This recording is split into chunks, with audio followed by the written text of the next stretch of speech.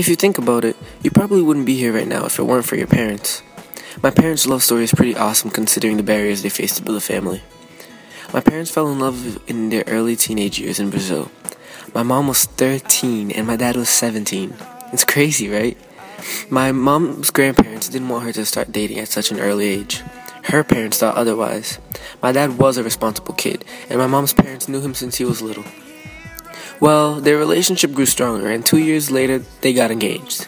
Yep, in 2 years, at my mom's sweet 15. You heard it right, 15. My dad came to the US soon after. They tried to maintain some kind of contact with each other while on different continents, but long-distance relationships always have their problems. Phone calls were too expensive at the time. They only got to call each other once every 2 weeks. They sent letters to each other, but when the mail got there late, my dad became a jealous mess thinking she forgot about him. After he spent a year in America, he went back to Brazil and got married.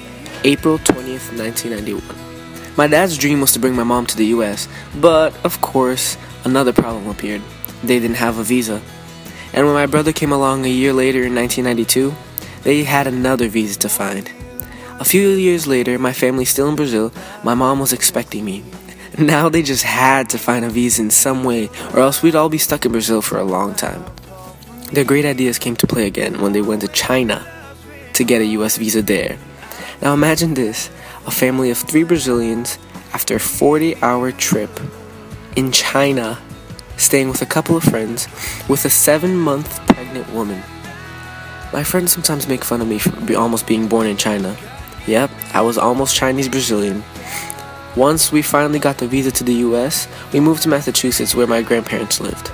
Finally, on February 20th, 1997, the greatest day in the history of the world, I was born. I grew up and continue to live in Massachusetts, and my family is really happy. Ever since the beginning of my parents' love story, my life story was slowly being written. Today I'm 16 years old and still live with an amazing family.